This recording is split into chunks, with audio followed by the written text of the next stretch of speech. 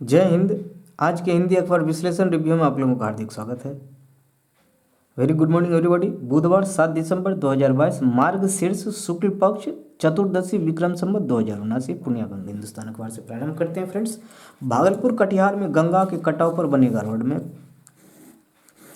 Map बनेगा। नीतीश कुमार ने दोनों जिले के कटावग्रस्त क्षेत्रों का किया हवाई सर्वेक्षण। लखीमपुर खीरी के केस में मंत्री पुत्र समेत 14 लोगों पर आरोप पत्र तय हुआ है। एडीजे प्रथम की अदालत ने सभी आरोपियों पर तय किए आरोप। मंत्री पुत्र समेत 13 पर हत्या, जानलेवा हमला, बलवा की धाराओं में केस।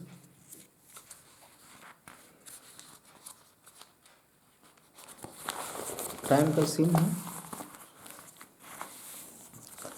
आईसीएमआर की साइट पर 6000 बार साइबर हमला हुआ है। देश में बढ़ रहे साइबर हमलों के बीच एक चौंकाने वाली जानकारी सामने आई है।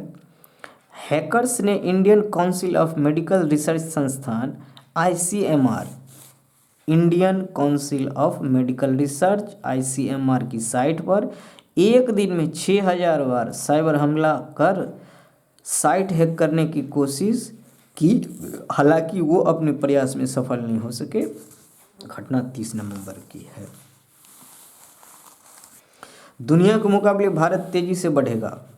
विश्व बैंक देखिए, विश्व बैंक ने चालू वित्त वर्ष 2022-23 के लिए भारत के सकल घरेलू उत्पाद जीडीपी वृद्धि दर अनुमान को 6.5% से बढ़ाकर 6.9% कर दिया। विश्व बैंक ने कहा कि वैश्विक स्तर पर प्रतिकूल घटनाओं के बीच भारतीय अर्थव्यवस्था मजबूती दिख रही है। आप लोग इनको ध्यान में रखिए, याद रखिए, चर्चा होती रहेगी, फिर भी ध्यान में रखिए। कहूँ तो उन्हें आप बात को पकड़ लेना जरूरी है। इससे पहले अक्टूबर में विश्व बैंक ने चालू वित्त वर्ष के वृद्धि दर अनुमान को 7.5% से 1% घटाकर 6.5% कर दिया था। कब? अक्टूबर में विश्व बैंक ने ही, लेकिन फिर 6.5 को बढ़ा के 6.9 कर दिया। अब उसने वृद्धि दर के अनुमान को फिर बढ़ाकर 6.9% कर दिया है। विश्व बैंक ने मंगलवार को जारी भारत से संबंधित रिपोर्ट में कहा कि भारतीय अर्थव्यवस्था मजबूत बनी हुई है और दूसरी तिमाही के जीडीपी के आंकड़े उम्मीद से बेहतर रहे हैं। इससे पूरे वित्त वर्ष के लिए वृद्धि दर के अनुमान को बढ़ाया जा रहा है। रिपोर्ट में कहा गया है कि वैश्विक हालात खराब होने का असर भारत की वृद्धि संभावनाओं पर पड़ेगा, ऐसा भी कहा गया। रिपोर्ट में क्या कहा गया? रिपोर्ट में कहा गया है कि वैश्विक स्तर पर मौद्रिक नीति चक्र में सख्ती, सुस्त पड़ती वैश्विक अर्थव्यवस्थाओं और जिस कीमतों के ऊंचे दामों की वजह से 2022-23 में भारत की वृद्धि दर 2021-22 के 8.7% की तुलना में कम रहेगी। 2021-22 में ओवरऑल चारों क्वार्टर का वृद्धि दर 8.7% था। ये भी याद रख लीजिए। चलिए, कतर में गूंजा सांबा, शान से बढ़ा ब्राजील ने सोमवार रात स्टेडियम 974 में दक्षिण कोरिया को 4-1 से मात देकर क्वार्टर फाइनल में प्रवेश किया। चलिए, एशियाई परिसंघ की ये भी चला गया। अब बचा है जापान। महंगाई, बेरोजगारी पर विपक्ष अभी से हमलावर। मधुबनी कांड के विरोध में कृषिकर्मी हड़ताल पर। मधुबनी एसडीओ पर जिला कृषि पदाधिकारी से दुर्व्यवहार का आरोप है। चलिए, नथिंग एक्सक्लूसिव। माँ की मौत पर बेटों में जीच, दफनाएं या दाह संस्कार करें।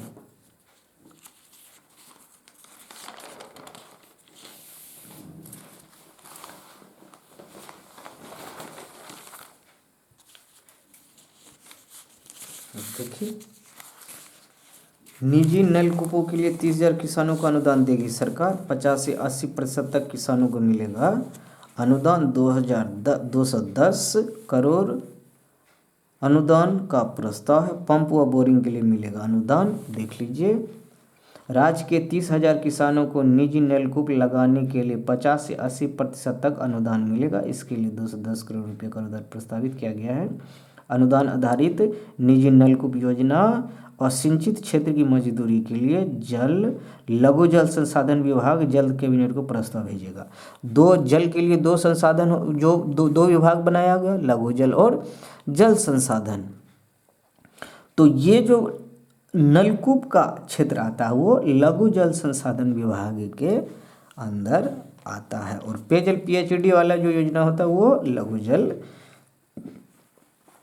संसाधन विभाग के ही अंदर आता है। ठीक है, बात समझ में आ गया होगा। चलिए, 10 दिनों में खर्च का ब्यौरा न देने वालों पर होगी कार्रवाई। गंगा पथ का बख्तियारपुर तक विस्तार को सर्वे जल्द। मैं स्वस्थ हूँ, आपकी दुआओं के लिए धन्यवाद, लालू जी कह रहे हैं।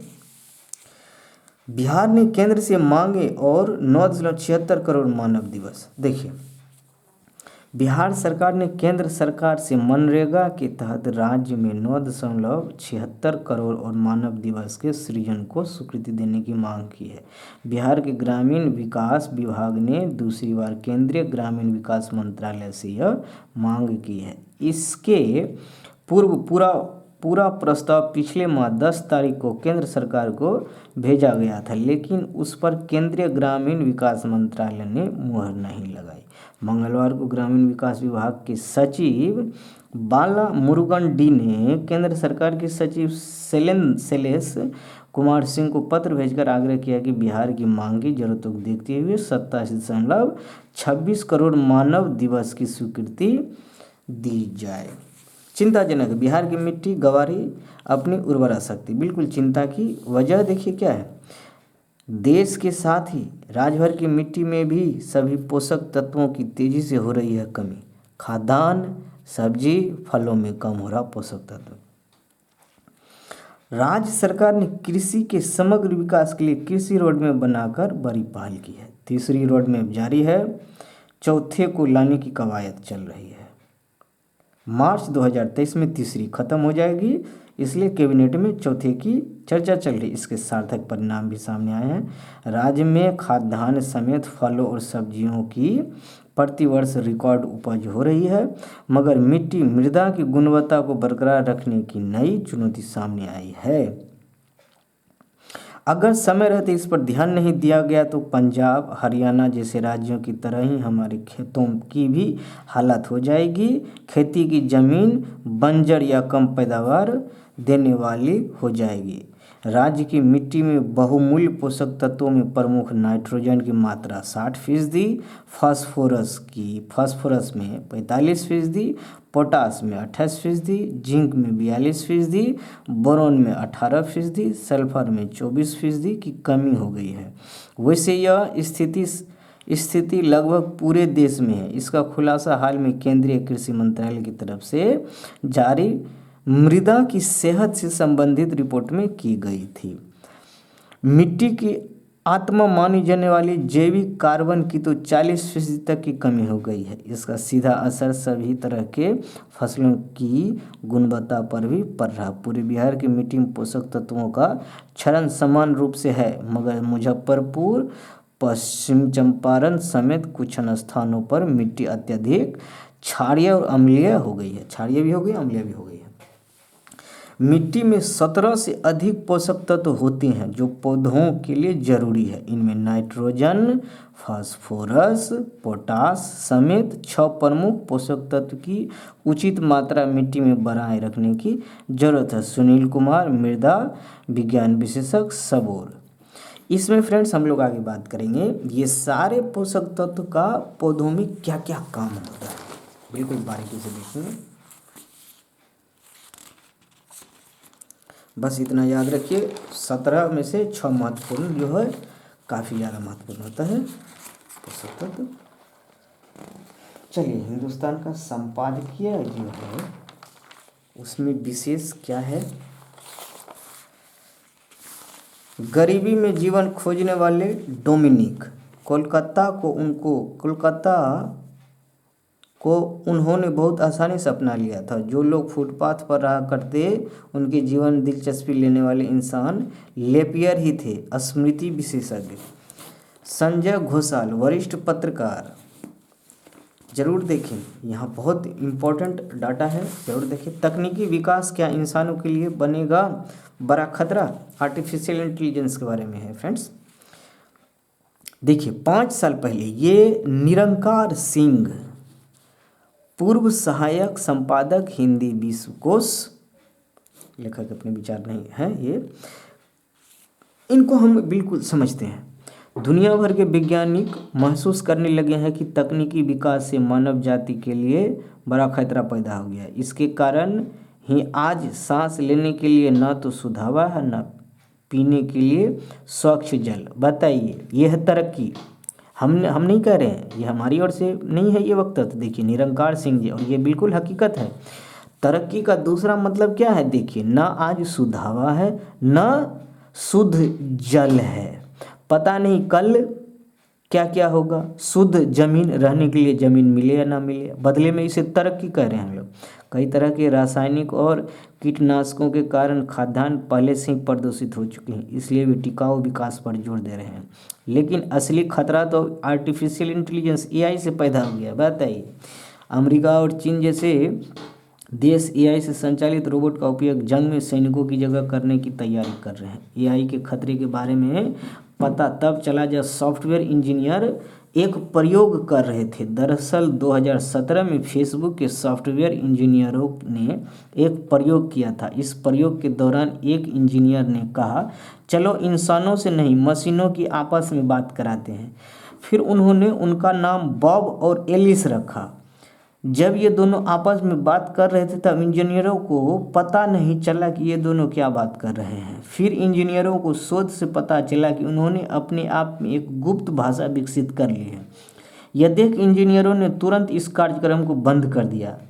क्या आप सोच सकते हैं कि बॉब और एलिस इंसानों से बचकर गुप्त भाषा विकसित करके एक दूसरे से बात कर रहे थे?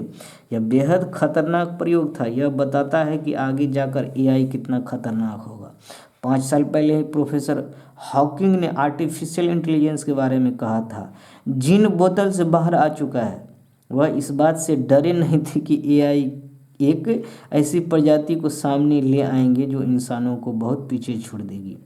इसके बाद इंसान और रोबोट आमने सामने खड़े हो सकते हैं। जाहिर है ऐसा अगर हुआ तो इंसान रोबोट के सामने कमतर ही साबित होगा। यह बात स्टीफन हॉकिंस ने Norway science and arts festival में कही थी।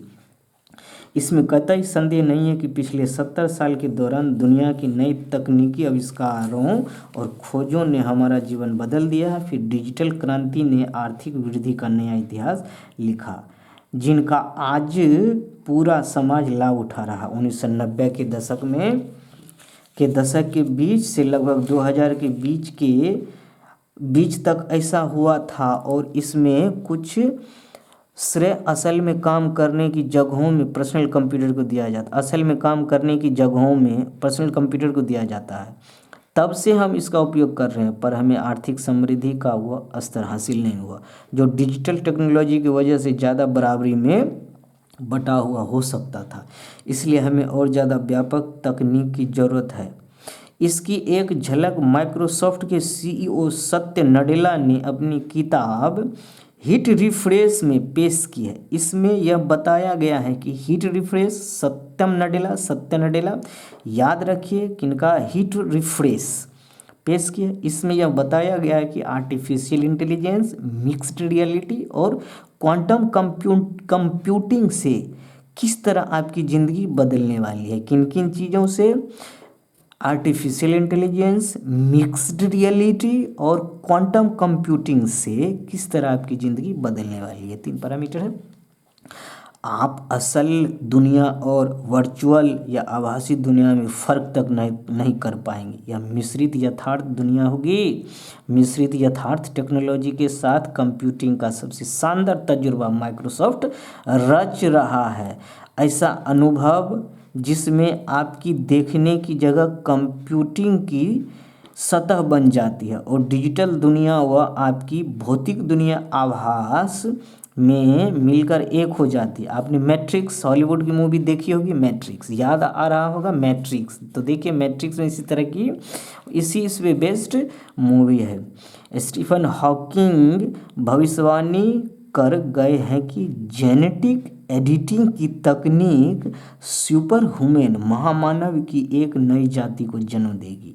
लोग अपने जीन में एडिटिंग करके किसी खास गुण को पा सकेंगे, किसी बुराई को छोड़ सकेंगे या किसी आनुवांशिक बीमारी को ख़त्म कर सकेंगे। एक समय आएगा जब इंसान खुद को तकनीक की मदद से डिजाइन कर रहा होगा। सुंदर पिचई ने कहा कि एआई को लेकर सावधानी बरतना बेहद ज़रूरी है। नए नियम बनाने चाहिए। हम नई तकनीक पर लगातार काम करते रह सकते हैं, लेकिन बाजार को उनके किसी भी तरह के इस्तेमाल की खुली छूट नहीं होनी चाहिए। मगर क्या किसी नई तकनीक को बाजार से बचाया जा सकता है? जवाब है बिल्कुल नहीं, क्योंकि लालच, लोभ, काम, क्रोध, ये सब सारी चीज़ें इतना खतरनाक आउटकम देने वाला है इस टेक्नोलॉजी से कि सोच के दिल दहल जाता है। सोचना चाहिए। चलिए, स्पोर्ट्स 2 खिताबों का फैसला शूट आउट से हुआ। फीफा वर्ल्ड कप में अभी तक कुल 31 मैचों का फैसला करने पेनल्टी शूट आउट का सहारा लेना पड़ा। इनमें से सिर्फ 2 शूट आउट खिताबी मुकाबले के दौरान हुए हैं। खिताबी मुकाबला मतलब फाइनल मैच की बात है, फीफा फाइनल की बात है। 1994 के फाइनल में ब्राज़ील और इटली के बीच हुए शूट आउट में ब्राज़ील ने 3-2 से मैच जीता, खिताब कब्जाया था। 1994 में कौन जीता था? ब्राज़ील ने किसको हरा दिया था? इटली को। 2006 में इटली की टीम फ्रांस को 5-3 से हराकर चैंपियन बनी थी। 2006 में फ्रांस को हरा के इटली बनी थी और ब्राज़ील इटली को हरा के 1994 में बना था। तो आपको पता है 1994 2006 का विनर आपको पता चल गया फ्रेंड्स। चलिए, कतर में गूंजा सांबा, शान से बढ़ा ब्राज़ील। ब्राज़ील बनाम दक्षिण कोरिया। चलिए, प्री क्वार्टर फाइनल जीतने के बाद सांबा नृत्य करते नेमार बाएं ब्राज़ील के अन्य खिलाड़ी। 4-1 से दक्षिण कोरिया को हरा दिया है। अब क्वार्टर फाइनल में शुक्रवार को क्रोएशिया से भिड़ंत होनी है। क्रोएशिया से होनी है कब? शुक्रवार को। पेले रोनाल्डो की बराबरी। नेमार 2014 विश्व कप में चोटिल होने के कारण क्वार्टर फाइनल के बाद नहीं खेल सके थे। अब उन्होंने 3 विश्व कप में अपने देश के लिए गोल करके पेले और रोनाल्डो की बराबरी कर ली है। 76 गोल कर चुके हैं नेमार ब्राज़ील के लिए। अब तक 1 गोल और मारकर वह महान पेले की बराबरी करेंगे। विश्व कप फुटबॉल को करना होता है चार्ज। देखिए, विश्व कप में इस्तेमाल की जाने वाली अल रिहला गेंद, अब तक अल रिहला हम लोगों ने चर्चा किया था, गेंद का क्या नाम है? अल रिहला, अब तक की सबसे हाईटेक फुटबॉल है। इन्हें मैच से पहले चार्ज करने की ज़रूरत पड़ती है। इसमें लगे 14 ग्राम के सेंसर को छोटी बैटरी से ऊर्जा मिलती है। इन्हें इस्तेमाल के 6 घंटे बाद चार्ज करना ज़रूरी होता है। इसके सेंसर गोल, ऑफसाइड और अन्य कई मामलों में सटीक जानकारी देते हैं। जो सेंसर लगा होता है वो गोल, ऑफसाइड और अन्य कारणों में एकदम सटीक जानकारी देता है मॉनिटर को। चलिए, विश्व कप ट्रॉफी का अनावरण करेंगी दीपिका पादुकोण। बॉलीवुड अभिनेत्री दीपिका पादुकोण के नाम एक और विश्व उपलब्धि जुड़ने जा रही है। सूत्रों के मुताबिक वो 18 दिसंबर को कतर के खचाखच बड़े स्टेडियम में विश्व कप ट्रॉफी का अनावरण करेंगी। संभवतः वो पहली भारतीय अंतर्राष्ट्रीय अभिनेत्री हैं जिन्हें यह मौका मिला है। हालांकि इसकी अभी कोई आधिकारिक घोषणा नहीं की गई है। देखिए, स्टेडियमों का बाद में आखिर क्या होगा? कतर में स्टेडियमों की सही लागत स्पष्ट नहीं है, लेकिन विश्व कप की तैयारी से जुड़ी परियोजनाओं पर कुल खर्च $200 अरब होने का अनुमान है। इससे भी कहीं ज़्यादा हुआ है। $200 अरब तो लगभग 1.25 लाख करोड़ ही होता है।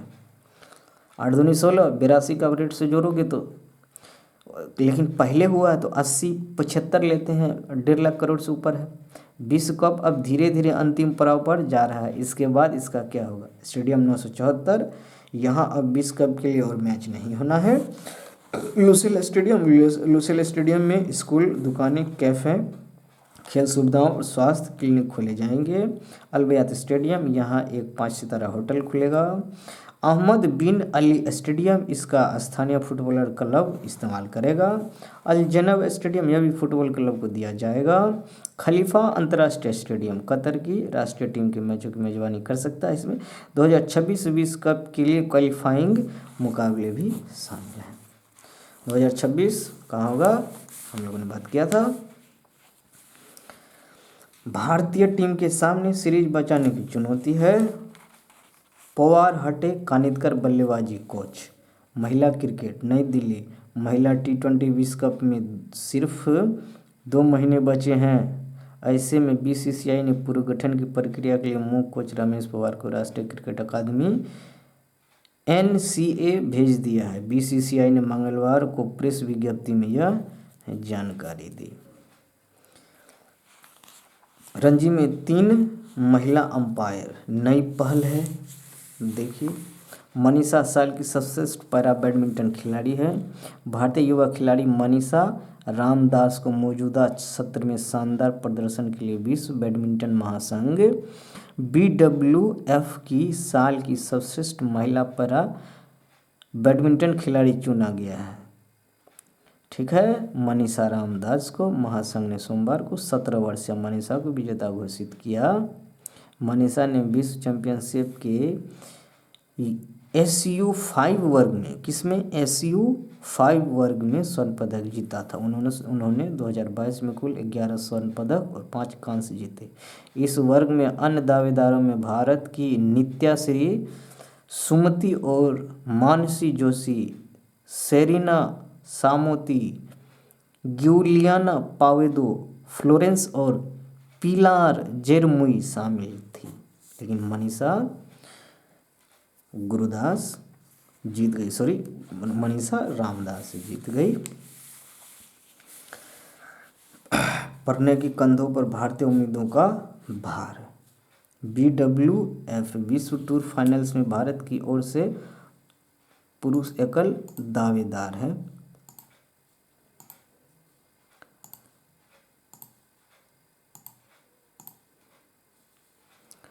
तो प्रणय के कंधों पर ही दावेदारी है फ्रेंड्स।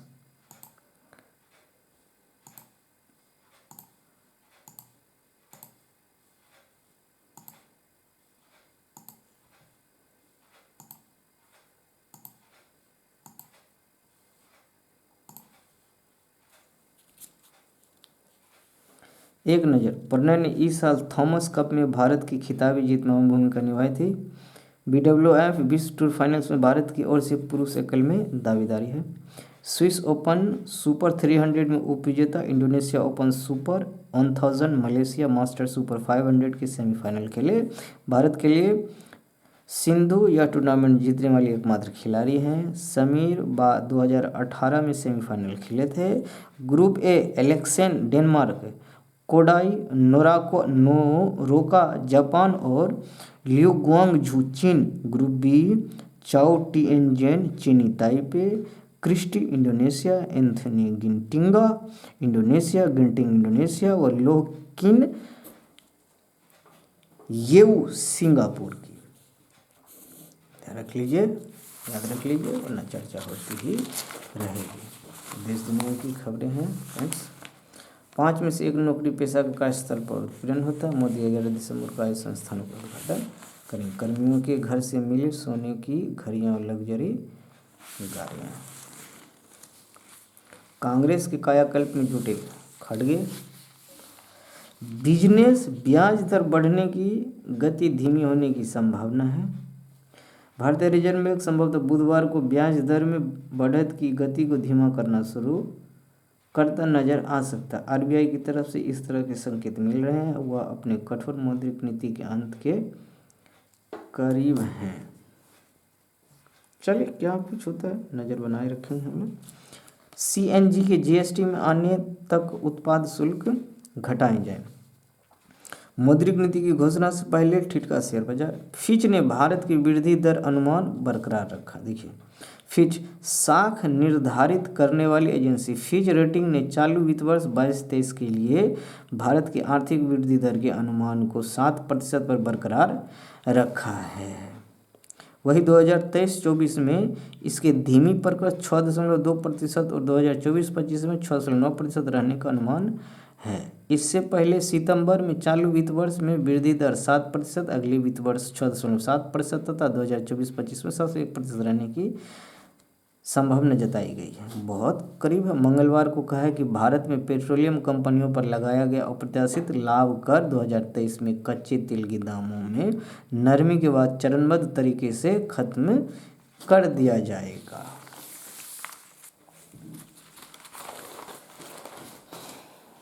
चलिए, दैनिक भास्कर का है अंक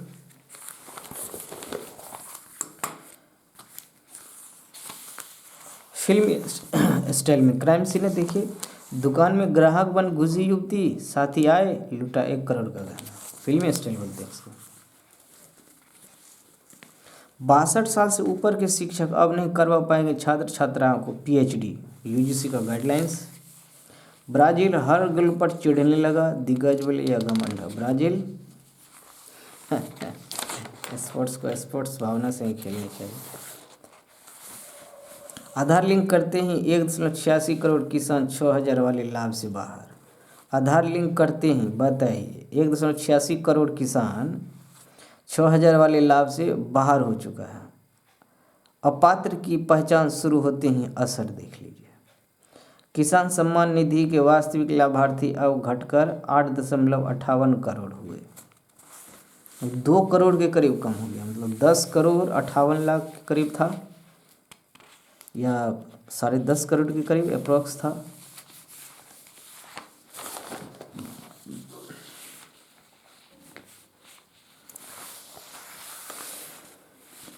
अंशुमान तिवारी, भारत में पेंशन चर्चाएं केवल सरकारी कर्मचारियों या मोटी जेब वालों के बीमा पेंशन तक सीमित है। यहाँ कोई यूनिवर्सल पेंशन नहीं है। बुजुर्गों की पेंशन पर बहस कौन करेगा? लोक लुभावन और लोक कल्याण का फर्क। बुढ़ापा आ रहा है। भारत की 86 करोड़ कामगार आबादी में बुढ़ापा आ रहा है। 2050 तक 32 करोड़ लोग 60 साल के ऊपर हो जाएंगे। देखिए,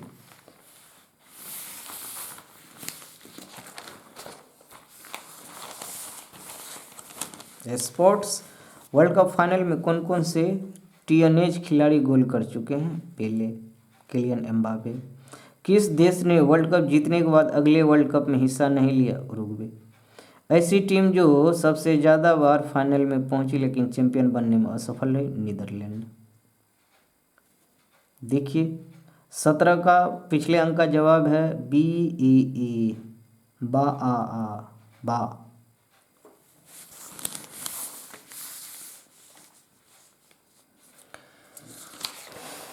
देश विदेश में पादरी किधर देखकर प्रार्थना करे, इस पर हिंसक विवाद। 35 चर्च बंद किए गए। बताइए, ये भी कोई लॉजिक है? लड़ने झगड़ने का, किधर घूम के प्रार्थना करे, ये भी कोई लॉजिक है? अरे मन चंगा तो कठोरता में गंगा, कहावत है एक। ऐसा नहीं, थोड़ा इसमें और सुधार की जरूरत है। कहावत है, मन चंगा तो कठौती में गंगा। मतलब यदि मन साफ और पवित्र है ना तो भगवान हर जगह है। अब किधर घूम के करे तो मतलब ये तो हो गया एक दूसरे को आपस में लड़वाने की साजिश। इस पे चर्च बंद होने की बात होती है? बताइए, कोई लॉजिक नहीं बनता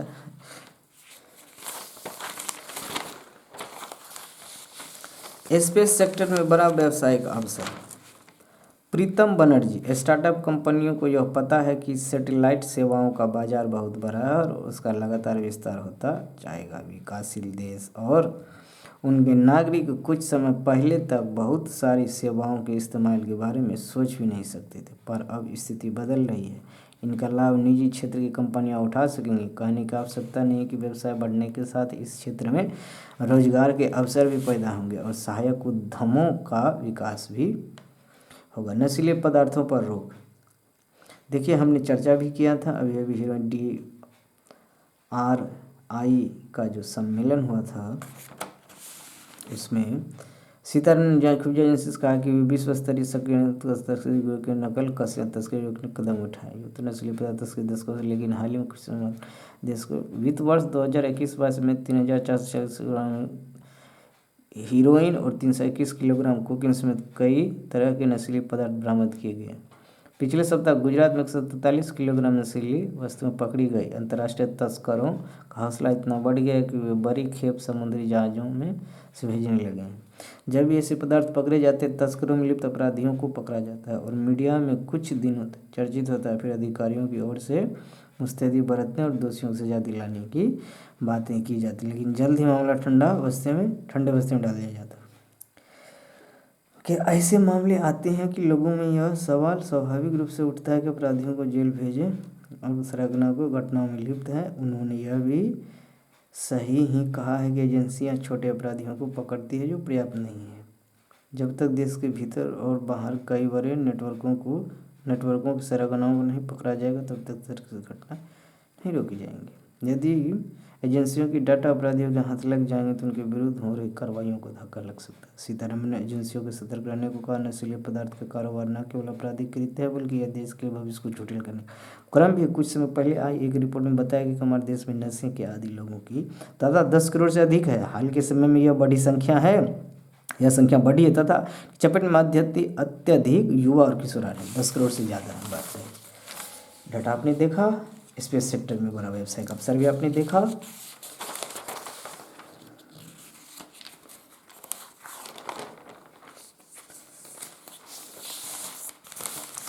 स्पोर्ट्स पहली बार नॉकआउट में पहले यहाँ पे 4 गोल कर ब्राजील क्वार्टर फाइनल में पहुँच गया है।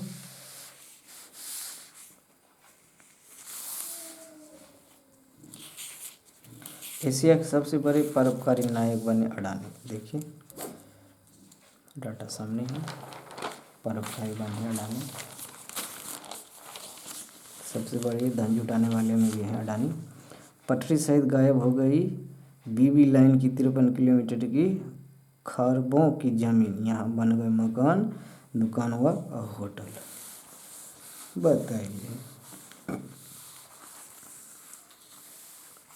कारोबार में अनुमान हम लोगों ने देख लिया। सीएनजी पर उत्पाद शुल्क घटे। कॉर्नकॉट बायोटेक व वैभव जेम्स के आईपीओ को मंजूरी मिली है।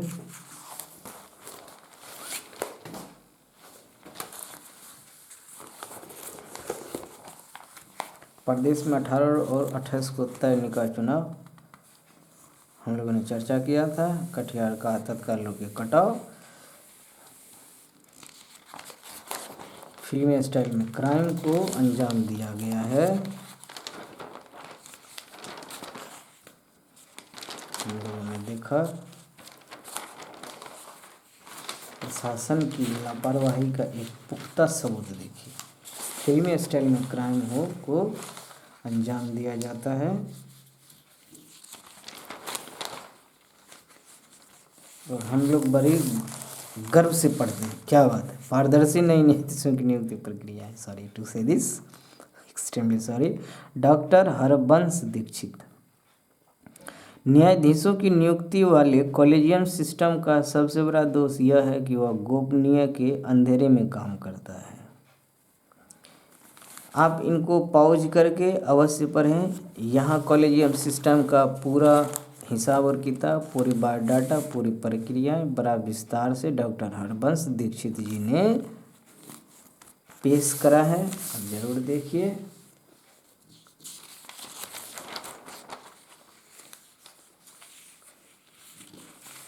वैश्विक एजेंसियों का भरोसा भारतीय इकोनॉमी पर बढ़ा है। देखा हम एशिया के परोपकारी अदानी समेत 3 भारतीय भी हैं। फिच का जो है ग्रोथ रेट में क्या कुछ अमूलचूल उनका वक्तव्य हम लोगों ने ये भी देखा। नेमार के लोकेशन की स्पोर्ट्स हम लोगों ने देखा। स्टेडियमों का क्या होना है।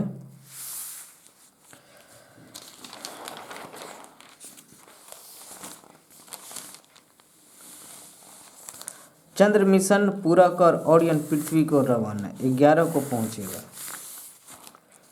नासा का मानव रहित ओरियन अंतरिक्ष यान अपना चंद्र मिशन पूरा कर पृथ्वी की ओर रवाना हो गया। यह पृथ्वी पर 11 दिसंबर को पहुंच पाएगा। ऑर्टिमस 1 मिशन के तहत भेजा गया ओरियन यान सोमवार को चंद्रमा के सबसे निकट से गुजरा।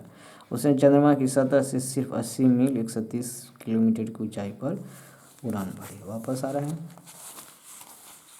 इंडोनेशिया में विवाहेतर संबंध रखना होगा दंडनीय अपराध, मतलब शादी से पूर्व आप संबंध न होना।